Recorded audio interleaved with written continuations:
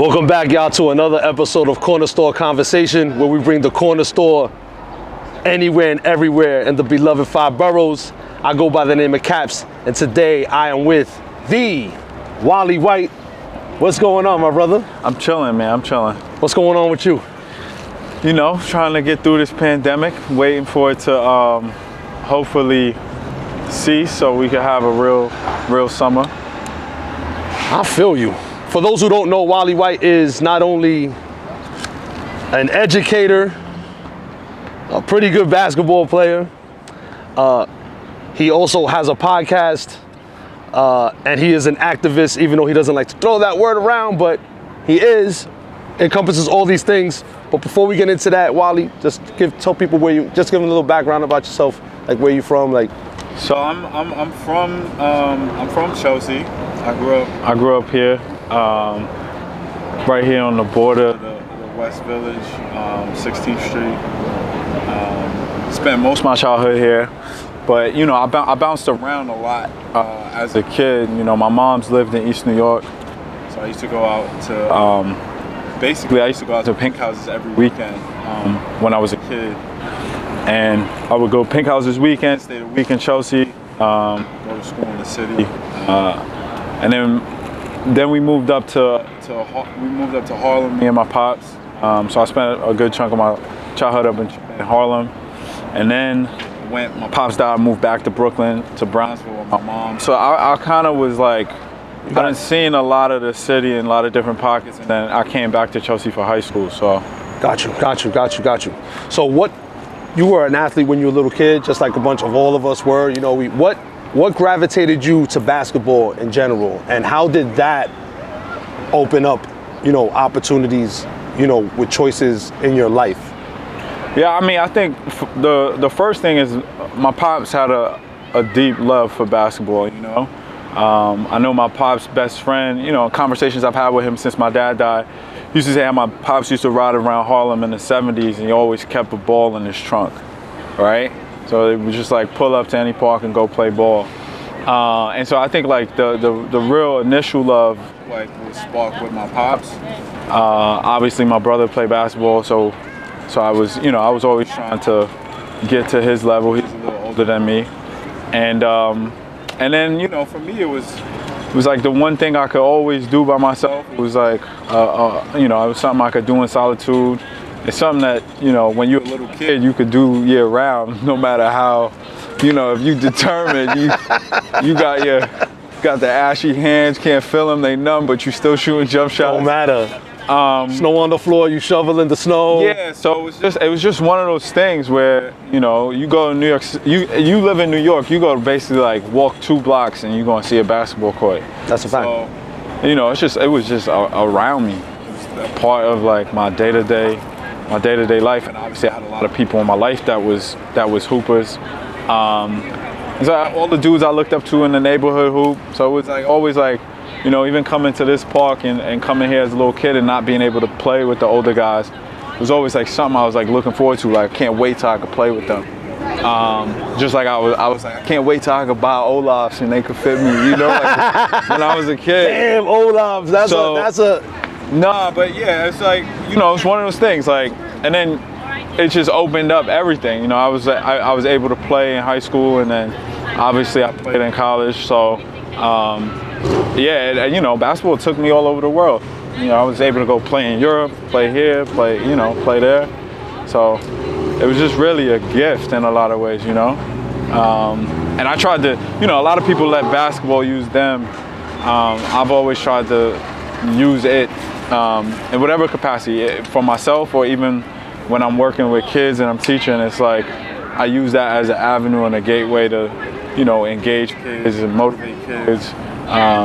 Get kids to like buy into something that they probably otherwise wouldn't have. It's funny how sports is one of those vehicles that like broadens people's horizons, especially like from where we're from. I'm also from Chelsea. I also spent time in Brooklyn as well. I was born and raised in Brooklyn, and it's real funny. Like I was kind of mirror each other because I used to spend my weekends here. then I spent like my week, like all my schooling was in Brooklyn. Right. And I would come here on the weekends, and then would see, you know, I would see the differences. Like Brooklyn is a very segregated borough. Oh, like intensely segregated. You know what I mean? Like there's like the I call it like the stay on the block mentality. Like people don't really venture out. So like to come to Manhattan and Chelsea of all neighborhoods, you know, you see how the diversity kind of works together, like kind of like how it's sewn in. Is that something that you think your kids that you coach get while they're playing ball? Like, well, I think it's funny you said you don't leave the block mentality, because I was like, when I lived in Brownsville, it was probably like a whole year and a half. I just didn't come to Manhattan at all. I was just in Brownsville every day. But in terms of like how it applies to some of, you know, the kids I work with, I always try to expose them to as much as possible. So, you know, whether it's, you know, I raise money every year to send them to camp. I take them up to camp in Massachusetts. They get to hoop at a camp on a college campus. Awesome. And get to see that. And then we just do different activities with them. One year I took them to a Malcolm X play, off-Broadway Malcolm X play, which was cool. We took the whole team. Right. Take them to Barclays for basketball games. Like whatever I can do to like help broaden their horizons and expose them. You know, on the I'm Athlete podcast, Fred Hampton says exposure leads to expansion, and you know, I think for a lot of my kids that exposing them to things have been like really good for them in that way. Right. That's awesome. Yeah. So not only are you an educator, you have a podcast called 730. Explain the premise of the podcast. You know, I think it's incredible because it does touch on a topic that a lot of us in our culture and background like don't have the resources to, or we're just like brainwashed into thinking like that's not what we do. Right. You know, like how did you come up with the concept, one, and just elaborate on what got you to build the platform. So, I mean, that's a long history, or not a long history, but I think to the point you're making, like in terms of how we grow up, or, you know, our generation, I think we just don't have the vocabulary. Like people, we've always felt things. We've always probably dealt with things internally. We never had the vocabulary, largely because our parents and our forebears, you know, didn't have the vocabulary, right, or like how to name something. I'm feeling like depressed. I'm feeling this. I'm feeling that. So, man, 7:30 is crazy. So I found myself. So I didn't realize this, but I always dealt with some depression. I didn't realize it. Like, right, I'm saying, I didn't know what it was. And I would say when I was in college, it was the first time it like really hit me. Okay. My junior year of college, basketball season had ended. I was upstate New York. It was cold. It was bleak. And I was just like, I hit a wall. Semester was kicking my ass. And that was like the first time I really got into deep depression. And then, you know, I came out of college. Came home, started working, was doing all my stuff. And, you know, 10 years after I graduated, or roughly, I found myself in a psych unit in a hospital in Brooklyn. And I had like a manic episode. Right. And I found myself there. And while I was in the hospital, I was seeing shit that I was like, you know, just kind of shit you see on the subway, for example. You see somebody like kind of having a moment or whatever, and you're like, all right, I'm gonna go to the next car, you know? Right. And I was in the hospital for a week. I was in the hospital for a week with like just a lot of people like that, and I was not like tooting my own horn by any means, and not demeaning anybody else that was in the hospital with me. But I was definitely like one of the more, if not the most functional person in the hospital. Like, a lot of people don't have families. A lot of people don't have relatives. Like, I was getting visits. I was in the hospital for a week, and I had visits every day I was in the hospital. Like there was people that was in the hospital for 3 months, no visit, Wow. right? And it's funny because we talking about basketball, but like while I was in the hospital, every visit I got was by somebody that I either played basketball with or I had made a connection with Through the sport. through basketball. Got you. Which is crazy, right? Call it the great unifier. Absolutely, man. It absolutely is. And so while I was in the hospital, I was writing a lot, I was journaling a lot. I was like just trying to make sense of everything that was going on. Right. And I get out of the hospital, and my girlfriend at the time, thanks to her, like a week or two after I got out of the hospital, she was like, you ever think about doing a podcast? And me and a good friend of mine had thought about doing a podcast like 7 years ago. We was gonna do this podcast called Hoop and Tie, and it was gonna be all about basketball and fashion. Gotcha. And this is a real long-winded answer, so I, Sure. but I was like, nah, what I'm gonna do a podcast on? Like, I was just like, she was like, well, there's this Google podcast fellowship, like, you should think about it, maybe you apply. And the fellowship was like, the application was doing like 10 days. So I was like, I don't know if I'm gonna do that. And then like after like a day or two, I was like, you know what, fuck it, I'm gonna do a mental health podcast in sports. That was the initial thinking. And then my homie in Detroit, Shannon, he has a podcast called Homemade Stories with Shannon Kaysen. Okay. While I was Make sure you'll check that out. Yeah, make sure y'all check that out. While I was trying to conceptualize it, he was like, I was like, yo, what do you think of this concept I have? And he was like, nah, man, you gotta insert yourself into the platform. Right. It's like, it's gotta be coming from you. It's gotta be coming from your That experience. authentic area, man. So I was like, damn, I don't know how much I want to get real with myself, but like, you know what I mean? And like, be, quite frankly, very open and vulnerable about a lot of my experiences. And so I was like, the hell with it, I'm gonna do it. So I worked on this Google application. Long story short, I didn't get accepted into the program. They select like 6 applications, like globally. Got you. So it was like a real long shot. But I had put a lot of work into it, and the way the application was set up, it was set up in a way that basically you were setting your show up without even knowing you were setting your show up. Like you conceptualized it, you had planned out episodes, all this other stuff.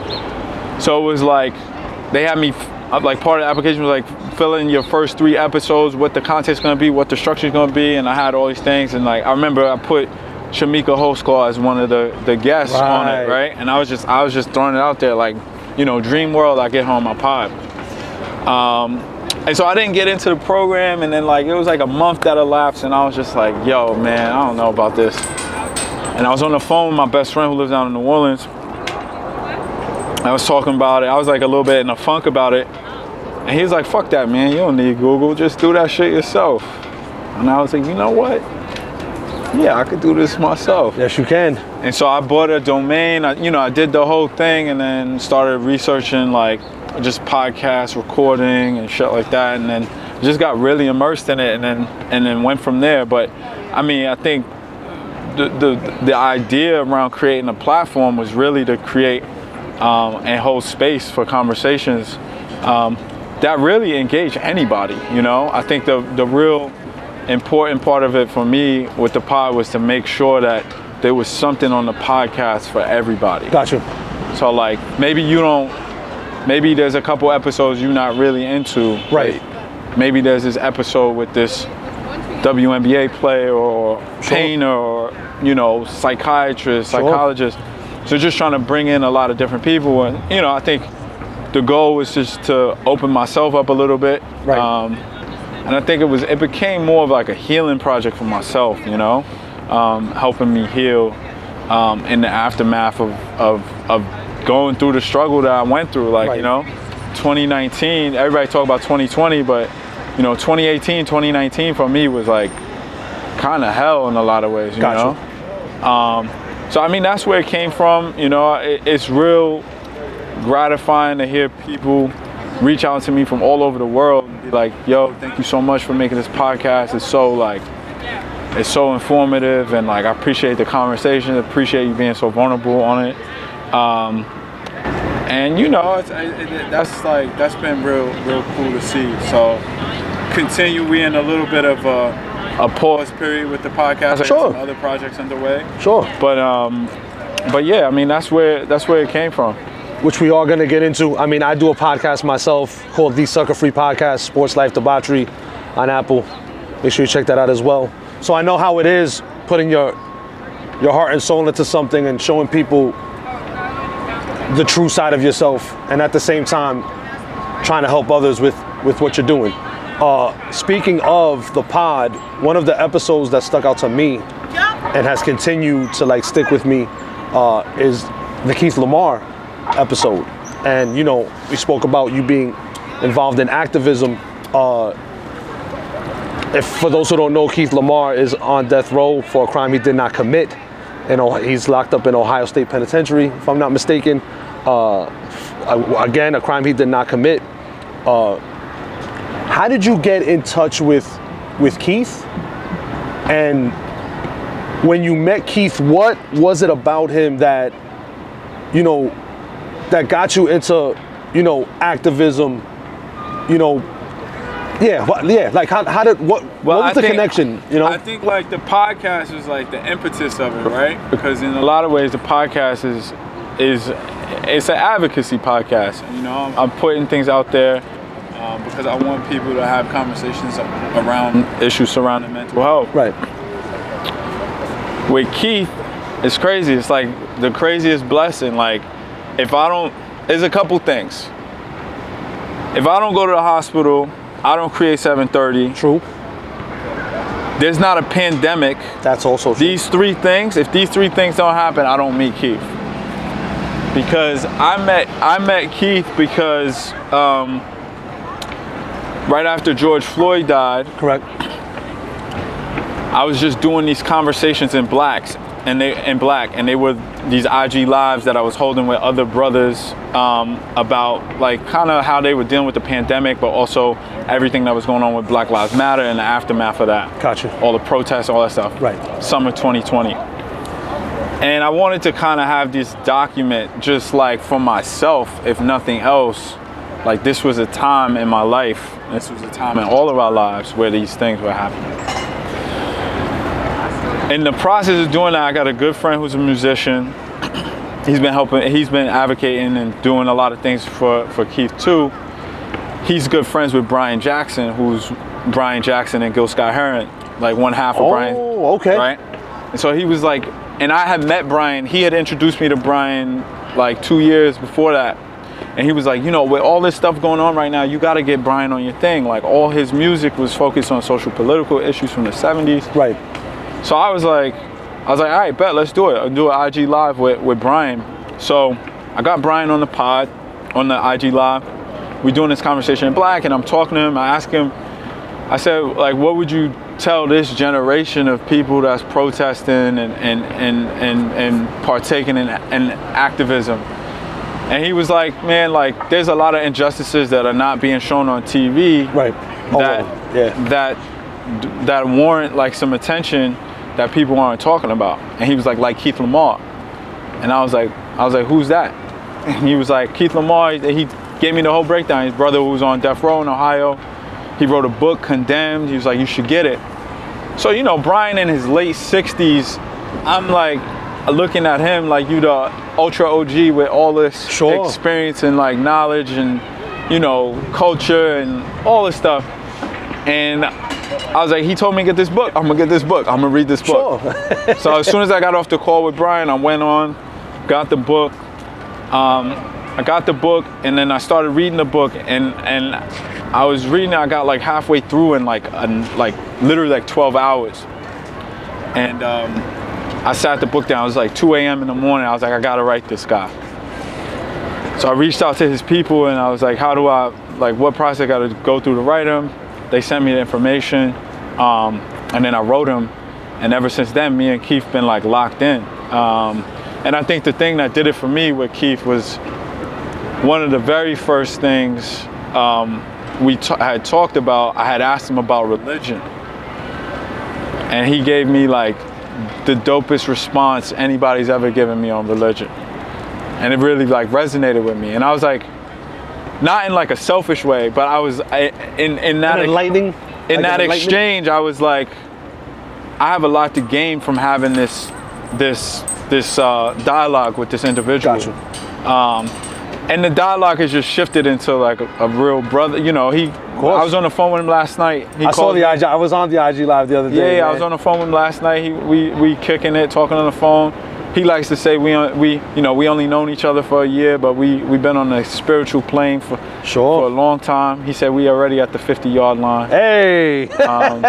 So you know, I've been just trying to do a lot of advocacy work. He's one of these people who has definitely been railroaded by the system. Definitely one that the system has tried to mute. And so my goal and everything that I've done with him, I always say with him because I never do anything for Keith. It's like I'm always like, Keith, what do you want me to do? Right. You know, because he doesn't have agency, so it's really important for me to make sure and maintain that he does have some agency in what's going on for him, even on the outside. Gotcha. That's what's up, man. It's funny how, like, again, it's like basketball opens up these avenues for you, even when you're in the most like the rest time in your life.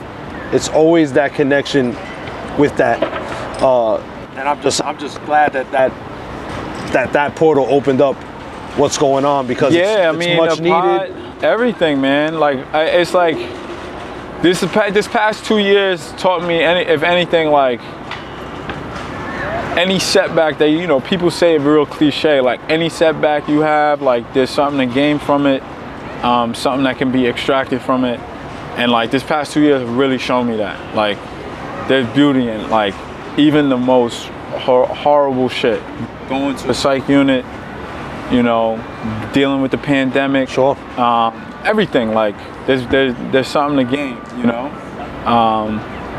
As Keith likes to say, you can deduce something from everything. So much knowledge with that line. It's like Talib's album, Beautiful Struggle, man. You gotta find that. You have to find the good even in that darkest place. And speaking of music. Yeah, but before we get to music, I want to say, like, anybody out there watching is like, definitely go check out Keith's Instagram at Justice for Keith Lamar. Go to his website, keithlamar.org. Like anything you can do to support him, change.org. We have a petition up for him. Yes. Definitely get online and sign that. We will definitely put that information. Yeah. And if you know any hotshot lawyers out there, yes, please. Send resources are definitely needed. Send them my way. They are. We need to stop, you know, railroading people that don't belong in there. You know, and you know, watching endless people who do belong in there.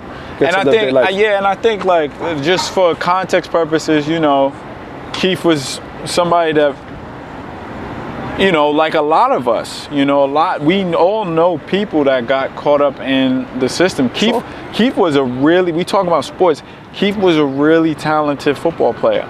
Oh, no kidding. Him and Desmond Howard were on the same Pop Warner football team. Heisman Trophy winner, Super Bowl champion. And Keith was the quarterback. MVP. And Keith was the quarterback. That's crazy. And so Keith was a real talent. He was a really talented, like, athlete. And then, you know, he got caught up in the height of the crack epidemic. He's 19. Happens. Got a Mercedes-Benz. We know too many guys, you know. Gets robbed by a crew of guys, like at gunpoint. Goes buy some guns to make sure he don't get robbed again. They come back to rob him again. They get in a gunfight. Keith gets shot. When the other guys get shot, the other guy dies. Keith goes to prison for 18 years to life. And while he's in prison, 4 years into his prison stint, you know, there's a big riot that erupts at the prison that he's at, and you know, there's 10 people that are killed, including one prison guard. And the state didn't really have evidence to prove that anybody did any of these murders. Right. So they just started getting jailhouse informants to point the finger at each other. And somehow, like, Keith got wrapped up in it because he lived in the same cell block in which 5 of the people who were murdered lived as well, were housed as well. So he had you know, it was and it was just all this prosecutorial misconduct. He, you know, they gave him the option of taking the fall for one of the murders, and then he could, you know, probably just live his rest of his life in prison. And he was like, I didn't do any of the shit, so I'm going to trial and I'm gonna fight it. And they convicted him of five counts of aggravated murder that all had death penalty implications. So, I mean, it just says something about his like how adamant he was about going to trial, even though he's facing death. Like, if he really felt like he didn't do it. So, like, everybody always like, how do you know Keith didn't do it? It's like, I don't know, but I do know, you know? Of course. Like, I based on my relationship with him, I trust that, you know? And when you read his book and you get to learn about the case, you really realize how he was fucked over. So again, we'll definitely have it in the description where we can follow and support and throw any type of resources, even if it's signing the petition, if it's purchasing the book, if it's attending one of the great outings that you produce, definitely with the jazz influence around it. Yeah, we're doing a Justice for Keith Lamar Freedom First Jazz concert on June 27th. Location is TBD, but that's happening June 27th. It's a Sunday. It's likely going to be in Brooklyn. Special location. Hey, hey, we got to. You know what I'm saying? I will definitely be in the building. You know what I'm saying? So since we're from New York, the foundation of hip hop. You know what I'm saying? I have to ask every New Yorker this. Every authentic person that I know that really fucks with music. Who is your top 5 before 2000? Then I'll ask you who's any your region.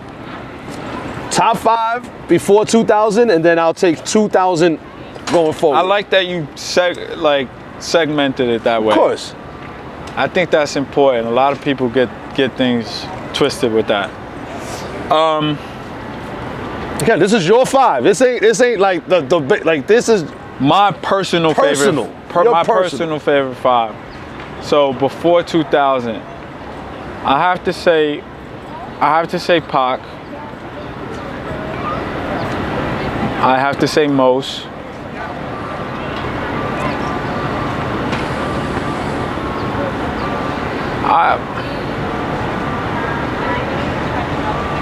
I have to say Nas, Pac, Mos.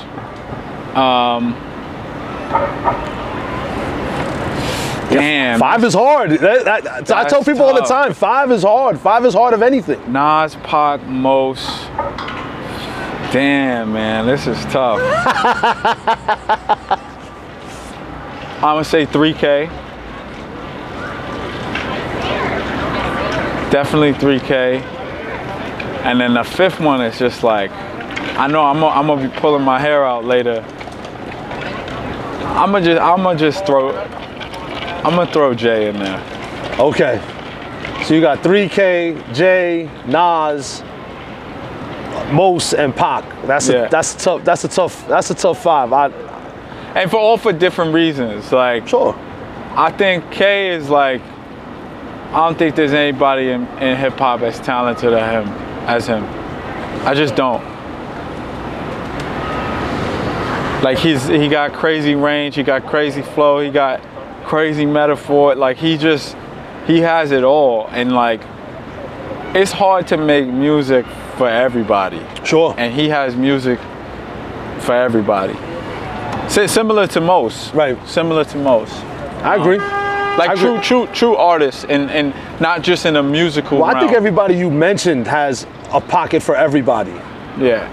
You know, some more so than others, you know, but you look through those guys' catalogs, there's always something you could pull from. Right. So now who's your 5 from 2000 up?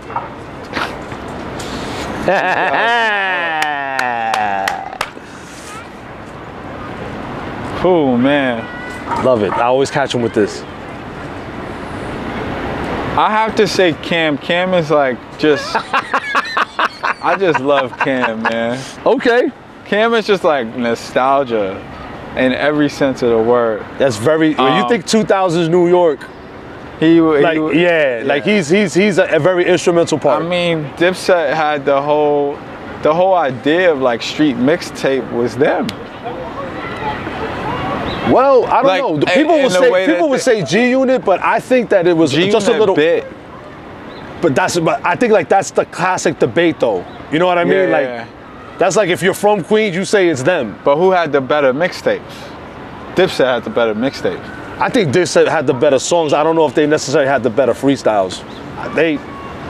Them G Unit freestyles are legendary. I gotta give them their credit where their credit is due. Lloyd Banks is washed. But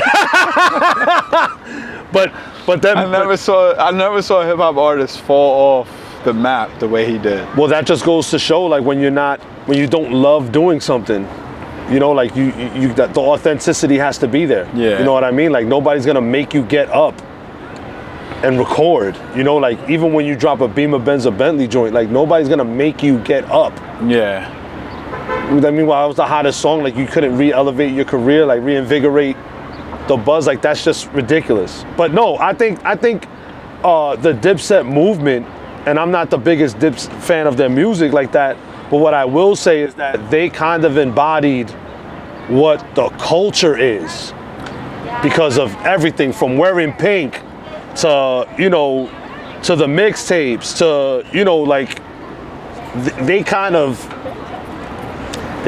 brought that together. The whole idea of like I don't know, they just I don't know, they'd be tough to beat in the verses too. They was unique. Absolutely. They was unique. And they had a certain aura about them, you know? It wasn't just the music, like you're saying. It was. It was like the personalities. They had everybody wearing pink. They had everyone wearing 5XT, even though you was like a medium. You know what I'm saying? Like Tim's in the summer. You know what I mean? Like they was doing it, man. They was doing it. So everybody was trying to get colored gemstones and shit. You know, like. Well, true. No, they brought a lot to the table. So you got Cam in the 2000s. You got Cam. Definitely Cam. Definitely Wayne. Wayne, like we talk about mixtape, Wayne has some mixtapes that are just in my, like, the Drought 3 is one of the greatest mixtapes of all time. Like the Drought 3 was crazy. And he had a stretch of like all the dedications with drama, all that. That's my personal thing. Drake is not in this list for sure. Who? Drake. I don't know who that is. Yeah, me either. No, so I say Cam, Wayne, Kendrick. Ooh, I missed somebody. Yes, you did. I missed somebody in that first crew. The oh so lovely Doom. Doom is my sixth man, but he should be in the 5. I put Doom before Jay-Z. Let's just say that. Okay. I put Doom before Jay-Z. I put Doom in the 2000 list too.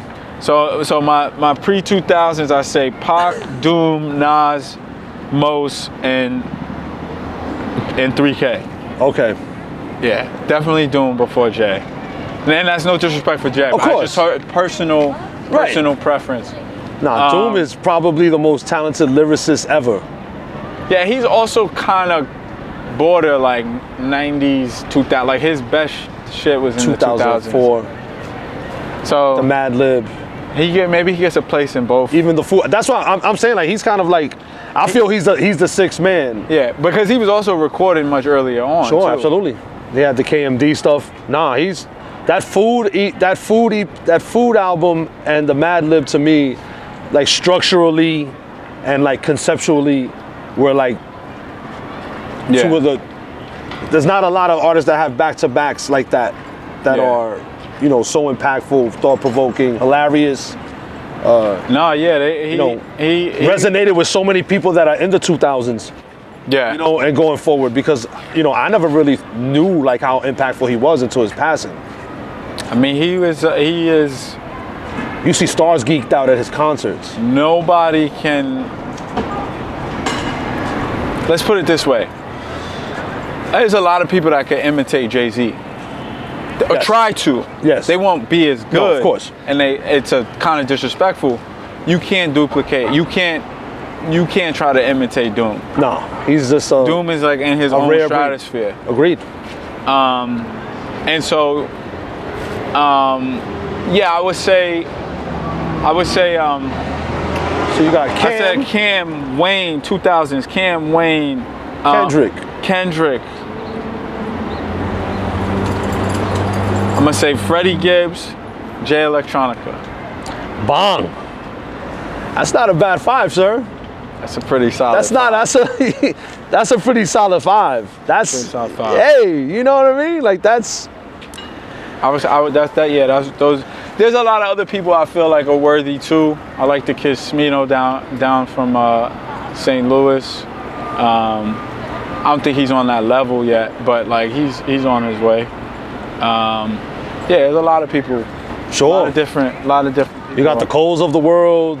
You got the Elzais of the world. Oh you got man. Wait. You know what I mean? Like there's just a lot. You know, there's just a lot. I mean, that's when I think of 2000s on. I think of them. You know, I think of those guys. You know, the Blues of the world. You know, let me stop. I'm thinking mainstream. I'm not thinking like my own. So yeah, I would say Freddie Gibbs. Definitely Blue. Freddie Gibbs, Blue. Cam, Jay Electronica, and honestly, I say it's like a tie between Elzai and Earl Sweatshirt. Okay. Yeah, the cameraman's going crazy because Earl is his guy. He's been preaching to me about him for like fucking 10 years already. Yeah. I just started really getting into his music, so. Earl. Ain't nobody like Earl's like kind of like Doom, not like stylistically, but no, they're in a different compartment. Yeah. And he's like one of the dopest videos I seen was him and Tyler the Creator like geeking out, like meeting him. Yeah. Like that was like the biggest fucking thing in the world to them. Yeah. Like and it's just crazy. Like you see the authenticity, the love that they have for this artist, right? And they're artists too. And when they hear Doom was like, yo, you guys are real good, man. They were like, what? They couldn't fucking believe it. You know what I'm saying? Yeah, I would also put West Side Boogie in there. See, I'm a huge Cole fan. But I love Cole. I'm a huge Cole fan. I'm a huge Cole fan. But when I think about West Side Boogie. But it's a thing like what resonates, right? Yeah, It's what resonates with you. Like, and that's why like these top 5 lists, it shows the subjectiveness of things. You know what I'm saying? Like it's. But it's so hard. Like it's like you talk about eras, right? And it's like depend on the day you ask me, my shit is gonna be different. You know. I mean, the people I always know that are staples in there. Doom, Mos. Cam, I always go back to some Cam. Of course. I was a huge SDE Cam fan. Like I'm huge. Amazing. That was like that's one of my favorite albums. Like it's a great album. I know a lot of people think I throw. But a lot of those cats like Jay Electronica. Some days yes, some days no. You know, like Boogie, I'm always down to listen to. Earl Sweatshirt, I'm as long as I'm in the right headspace, I'm always down to listen to. So it really depends on the day. Really depends on the day. That's what I'm talking now about. It's my man Navy Blue. Navy Blue's doing. Navy Blue is tough, bro. He might have the best album of the year so far. Navy Blue's doing some good work. Oh, and Gibbs is like. Of course. Gibbs is like my staple. He has the most popular Instagram. I'm almost like, you know what, with Gibbs, man. Sometimes I can't even be like, yo, I listen to this man music. Like, depending on who I'm talking to, I could be like, yo, Gibbs my favorite rapper. And then be like, word? Like, who's that? Like, especially some girl. Right. And then they get on, like, listen like baby shit or some shit. And I'm like, oh, man, y'all can't be listening to that. But it's not even, like, the content of the song as much as, like, he just goes in on the song. He do. Massage seats. You know? So listen, before we wrap this up, we're gonna do a little thing since we on this music thing, and you mentioned it could be any day of the week. We're gonna go. Are we not talking about no hoop stuff? No, we're gonna go into a little this or that. Okay. All right. Little this, little that. You know what I'm saying? So you gotta pick a side. You know what I'm saying? And no debate. I'm not gonna debate you about it. I'm just gonna give you two names. It's either one or the other. We're gonna call it this or that. Are you ready? I think I'm ready. All right. I think I know the answer to this, but I want to put it out there in the world. Kobe or Jordan?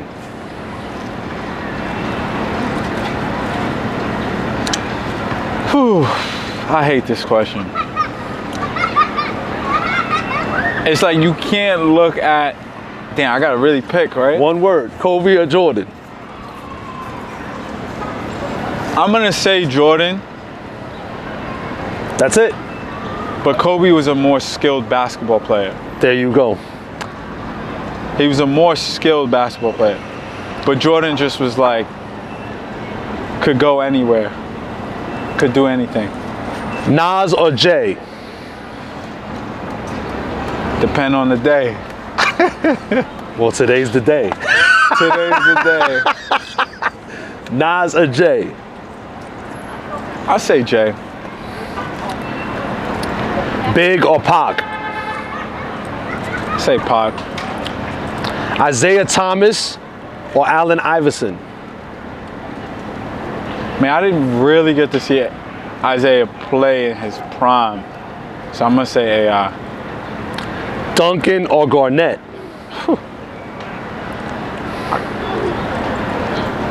Who I think is better or who I'm... Who you with? This or that? Who you think is... I'm a KG guy through thick and thin. There you go. Nothing. But Tim Duncan had a more accomplished career. No worries about that. Doom or Wayne? Doom. Jay Dilla or DJ Premier? Dilla.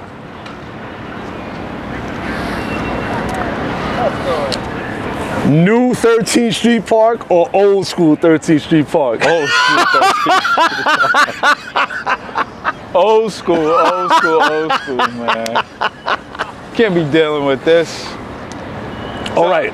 Pull up to the park and there's a full court of all middle-aged white dudes. I'm like, yo, where's the 90s when dudes was drinking, had the gallon Golden Spring bottle, drinking out the gallon Golden Spring bottle.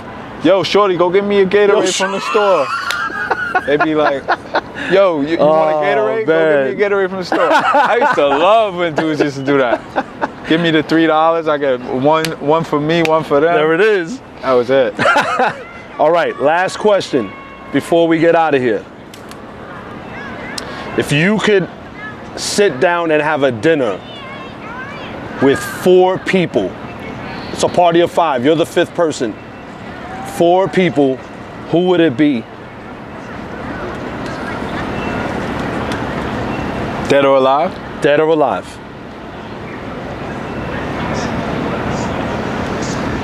Ooh. Malcolm X.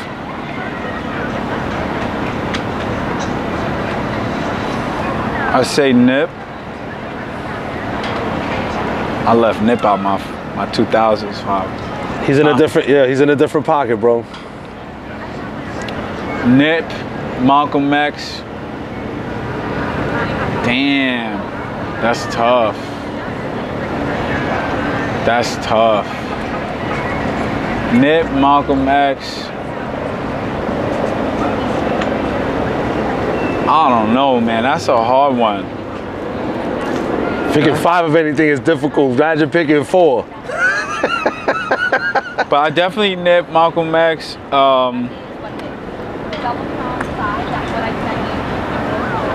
Definitely Nip, Malcolm X. Shit. I don't know if I can even answer that. Just those 2. No, I would say Nip, Malcolm X. Oh, Nip, Malcolm X, Fred Hampton. Okay. And Muhammad Ali. Bang. Listen, don't get better. Oh, don't get better with that conversation, man. Muhammad Jeepers Ali. creepers.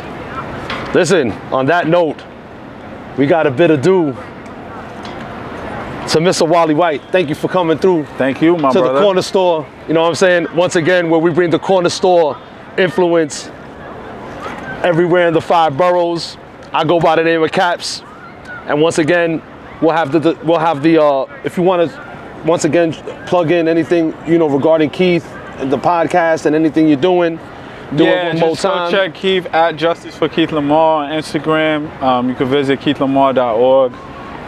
And then you can check out 730 at the 730 podcast on IG and Twitter. You can also go visit the website and visit any of the streaming platforms to tap in.